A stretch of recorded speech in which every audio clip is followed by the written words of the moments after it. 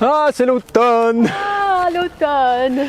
Et malgré la température plus fraîche, aujourd'hui, on vous présente une bestiole qui a des allures tropicales. Coucouca, coucoucaca!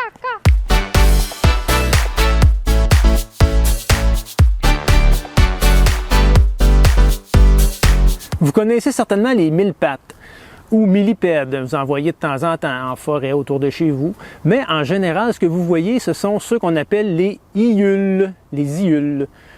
Pour vous en rappeler, Myriam a trouvé un bon truc, c'est le nom de l'aéroport de Montréal. Mais les iules, c'est une couple de centimètres de long maximum. Aujourd'hui, celui qu'on vous présente, c'est un millipède beaucoup plus grand. C'est le millipède qu'on appelle mille-pattes géant d'Amérique du Nord. Son nom latin, Narceus americanus.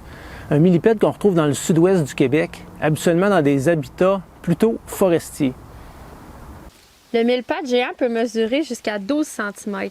Donc, le gros mille-pattes ici, Narceus, quand on regarde de proche, on voit que son corps est segmenté. Et chaque segment, si on regarde en dessous, là, il y a 2 paires de pattes. Et ça, c'est super important parce que c'est un critère qui est propre aux millipèdes, qui est différencié des centipèdes. Mais peut-être que ça sera l'objet d'une prochaine vidéo. Si on poursuit avec notre beau Narceus, on voit que sur les segments, c'est principalement gris, mais qu'il y a une petite bordure rouge vin. C'est très joli. Ses pattes aussi sont plutôt rouge vin. Et regardez bien sa tête. Il y a 2 petites antennes et sa bouche, mais là on ne voit pas très bien, là, mais sa bouche, c'est des mandibules qui vont lui servir à manger, que ce soit de la végétation, des champignons. C'est un végétarien. Donc, il pique pas. Il n'y a pas de pièces buccales là, comme les punaises qui vont servir à piquer. Il est inoffensif. On voit 2 yeux ovales, mais en fait, chaque œil est composé de plusieurs ocelles. Le millipède géant est inoffensif. Par contre, il y a une cuticule, c'est-à-dire un exosquelette qui est dur, donc ça le protège. Quand il a peur, souvent il s'enroule, comme la plupart des millipèdes le font. Et de plus, il peut libérer un produit toxique, un produit par les pores qui sont situés le long de son corps et qui s'appelle, attention, la benzoquinone, qui brûle les muqueuses et qui sent fort. Donc, c'est un produit qui va servir pour se défendre contre les animaux qui pourraient le manger. Évidemment, pour vous, je l'ai testé.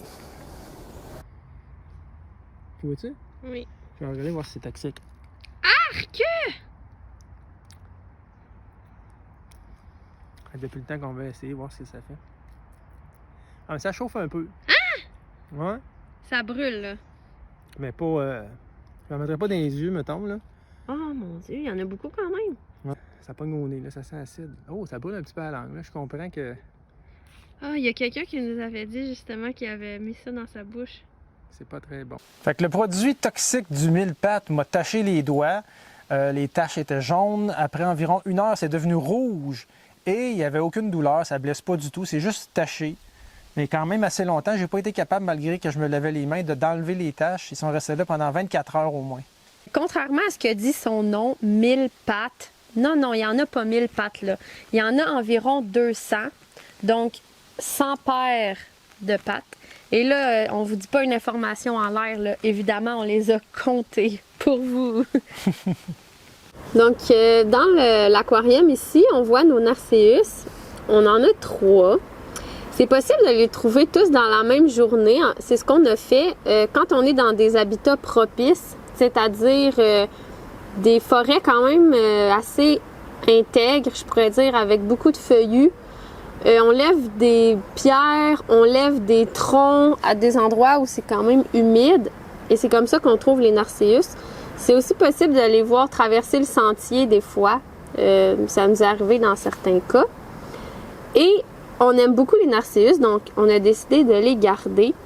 La façon qu'on a arrangé leur terrarium, on a pris des feuilles mortes qu'il y avait sur le site où on les a trouvées avec de la mousse. C'est des animaux qui aiment quand c'est humide, donc on vaporise le terrarium régulièrement, peut-être 1 fois par jour environ, au besoin. Et qu'est-ce qui est vraiment chouette, c'est que nos Narceus ont eu des bébés. Donc un jour, on a soulevé l'écorce et on a vu plein de bébés Narceus.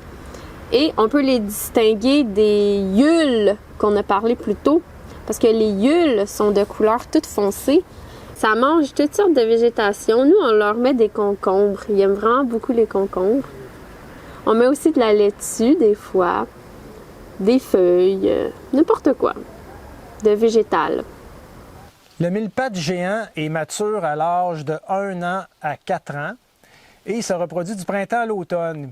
La femelle pond des œufs, de là sortent de petits mille-pattes et leur longévité, tenez-vous bien, longévité maximale de 11 ans. C'est beaucoup pour un arthropode. Ouais. C'est ce qui conclut notre vidéo sur le mille-pattes géant. Donc, si vous en avez vu, c'est le fun quand vous l'écrivez dans les commentaires, nous dire c'était où, c'était quand, etc. C'est vraiment le fun. Puis si vous avez des questions sur n'importe quel sujet, n'hésitez pas à nous écrire, soit sur YouTube ou sur notre page Facebook Folle Bestiole, ou même sur TikTok, parce que maintenant on a une page TikTok qui s'appelle aussi Folle Bestiole, donc c'est pas dur à retenir. Bonne fin de journée! À bientôt!